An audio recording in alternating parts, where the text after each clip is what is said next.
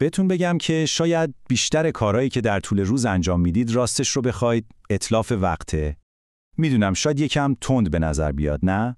اما امروز میخوایم با هم یه اصلی رو کشف کنیم که قول میدم میتونه نگاهتون به کار و زندگی رو برای همیشه عوض کنه. قانون 80-20.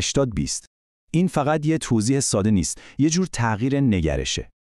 تا حالا این حس بهتون دست داده که انگار تمام روز دارید میدوید، لیست کاراتون رو تیک میزنید، اما شب که میشه خسته و کوفته حس میکنید انگار سر جاتون درجا زدید؟ این حس وای فوق‌العاده کلافه کننده است، مگه نه؟ باید بگم که شما تنها نیستید. این حس مشترک خیلی از ما هست. این همون چیزیه که بهش میگن تله مشغولیت. ما فکر میکنیم اگه سرمون شلوغ باشه یعنی آدمای موفقی هستیم. این چیزیه که از بچگی بهمون گفتن، اما اگه این باور از پایه و اساس اشتباه باشه چی؟ بیایید با همین افسانه رو بشکنیم. ببینید، ما ناخودآگاه فکر میکنیم که تلاش هامون مثل یه سری وزنه هماندازه روی ترازو هستن. یعنی اگه 10 تا کار داریم هر کدوم 10% توی موفقیت ما نقش دارن، اما واقعیت یه چیز دیگه است. خیلی نامتعادل تره و راستش خیلی هم جانب تره. حالا اگه بهتون بگم راز موفقیت این نیست که کارهای بیشتری انجام بدید، بلکه اینه که کارهای کمتری رو انجام بدید، چی؟ میدونم به نظر متناقض میاد، درسته؟ خب دقیقاً همینجاست که جادوی قانون 80-20 خودش رو نشون میده. کلید ماجرا همینه. قانون 80-20 که بهش اصل پارتو هم میگن.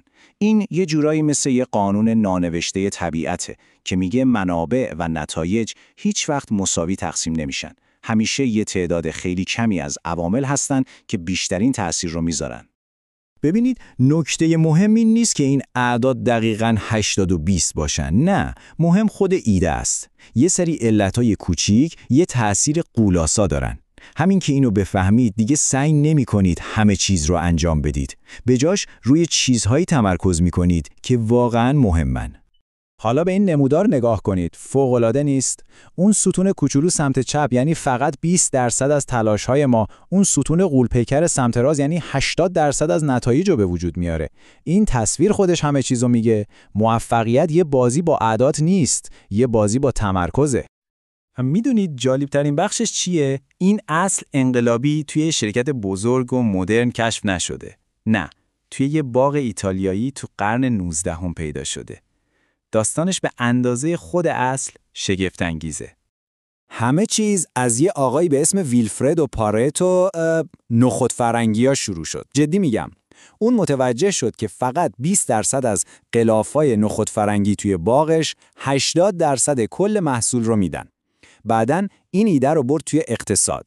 دهها بعد یه دکتر به اسم جوران این اصل رو توی کنترل کیفیت کارخانه‌ها به کار برد و امروز تقریباً توی هر زمینه‌ای که فکرش رو بکنید از این اصل استفاده میشه. خب تئوری بسته، بریم سراغ بخش هیجان انگیز ماجرا. میخوایم ببینیم این الگوی 80-20 چطوری همه جای زندگی ما از کار و بیزنس گرفته تا روابط شخصیمون وجود داره. آماده باشید چون از این به بعد این الگو رو همه جا میبینید. توی دنیای بیزینس این قانون مثل طلا میمونه. فکرشو بکنید. یه گروه کوچیک از مشتریهای شما یعنی همون 20% 80% درآمدتون رو میسازن. معنیش چیه؟ معنیش اینه که هوشمندانه ترین کار اینه که تمام توجهتون رو بذارید روی همون 20%. مسئله این نیست که مشتریای بیشتری داشته باشید. مسئله اینه که مشتریهای درست رو داشته باشید. و حالا بیاریمش توی زندگی روزمره خودمون. همین الان به لیست کارهای امروزتون یه نگاه بندازید. اگه قرار بود فقط 2-3 تا کار رو انتخاب کنید که واقعاً شما رو به هدفاتون نزدیکتر میکنن، کدوما بودن؟ اونها همون 20% حیاتی شما هستن. بقیه کارها بیشترشون فقط شلوغکاری و سر و صدا هستن. حتی توی دنیای پیچیده نرم افزار هم این قانون کار میکنه. یه برنامه کامپیوتری رو مثل یه شهر بزرگ فرض کنین. بیشتر ترافیک و مشکلات توی کل شهر پخش نیستن، نه، فقط توی چند تا چهارراه اصلی متمرکز شدن. اگه همون چند تا چهارراه رو درست کنید، بیشتر مشکلات حل میشه. دنیای کدنویسی هم دقیقاً همینه. و شاید مهمتر از همه این اصل توی روابط ما هم صدق میکنه. به آدمایی توی زندگیتون فکر کنید. کیا بهتون بیشترین انرژی، حمایت و شادی رو میدن؟ احتمالاً یه گروه خیلی کوچیک هستن. اونها همون 20% حیاتی شما هستن. سرمایه گذاری کردن روی اونها بهترین سرمایه گذاری ممکنه. خیلی خوب، پس تا اینجا مفهوم رو گرفتیم. ولی خب دونستن یه چیزی به تنهایی کافی نیست. حالا وقتشه که این ایده رو به یه ابزار قدرتمند تبدیل کنیم که از همین امروز میتونید برای تغییر دادن نتایجتون ازش استفاده کنید. این برنامه فقط 2 مرحله ساده داره. البته ساده به معنی آسون نیست.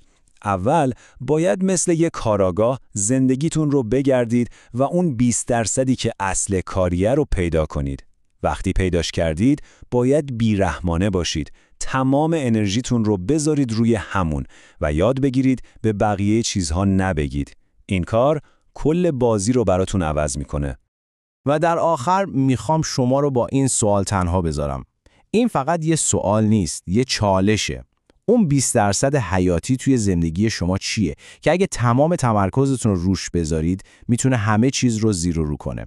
پیداش کنید، روش تمرکز کنید و تماشا کنید که دنیاتون چطور متحول میشه. ممنونم که توی این بررسی با من همراه بودید.